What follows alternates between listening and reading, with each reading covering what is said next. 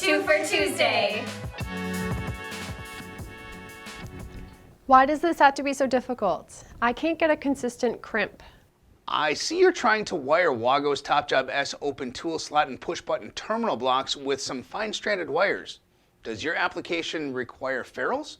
Yeah, this application requires that we have no stranded ends on our wires.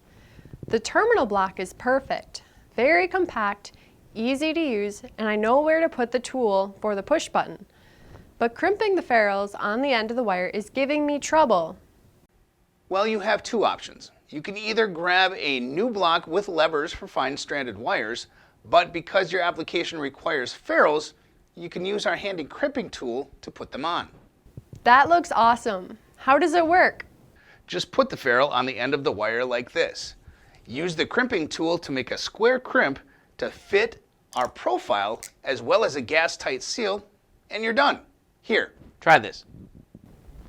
And with WAGO's pushing cage clamp technology, all I have to do now is push the wire in and it's all set. Reliable and maintenance-free. Yeah, using ferrules with our push-in terminal blocks are not only reliable and maintenance-free, but fast and easy as well, saving you time and money.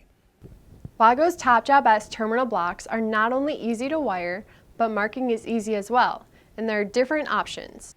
And if you can't use ferrules, of course you can still wire your WAGO terminal blocks with fine stranded wires along with solid and stranded wires from 26 to 4 gauge.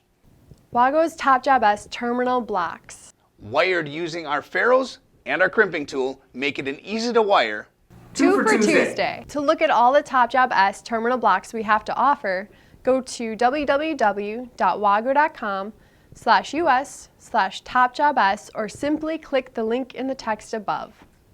And if you're interested in either our ferrule or our crimping tool or both, go to the top toolbar, click on Products. On the far left, go to Tools, then on the far right, tap Read More and scroll down to our crimping tools. Oh, and the link is in the text above as well. Happy Tuesday.